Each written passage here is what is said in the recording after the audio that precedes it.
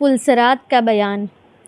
نبی کریم صلی اللہ علیہ وسلم نے ارشاد فرمایا، پلسرات جہنم کے بیچوں بیچ رکھا جائے گا اور میں اپنی امت کے ساتھ اس سے گزرنے والا سب سے پہلا رسول ہوں گا۔ اس روز سوائے انبیاء کے کوئی بات نہیں کر سکے گا، اور انبیاء بھی صرف یہی کہیں گے، اے اللہ مجھے محفوظ رکھنا، اے اللہ مجھے محفوظ رکھنا۔ اور جہنم میں سعدان کے کانٹوں کی طرح عکس ہوں گے۔ سعدان کے کانٹے تو تم نے دیکھے ہی ہوں گے۔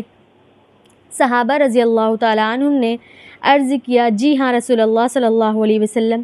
آپ صلی اللہ علیہ وسلم نے فرمایا، تو وہ سعدان کے کانٹے کی طرح ہوں گے، البتہ ان کے طول و عرض کو سوائے اللہ تعالیٰ کے اور کوئی نہیں جانتا، اور جو طول و عکس لوگ کو ان کے اعمال کے مطابق کھینچ لیں گے۔ بہت سے لوگ اپنے اعمال کی وجہ سے ہلاک ہوں گے اور بہت سے ٹکڑے ٹکڑے ہو جائیں گے، پھر ان کی نجات ہوگی۔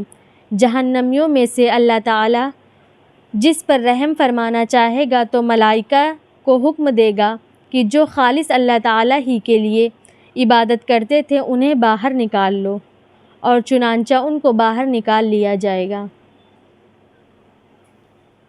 جو لوگ شرک کرتے ہیں ان کو نہیں نکالا جائے گا جہنم سے، اور جو لوگ صرف خالص اللہ ہی کی عبادت کرتے ہیں ان کو جہنم سے نکال لیا جائے گا۔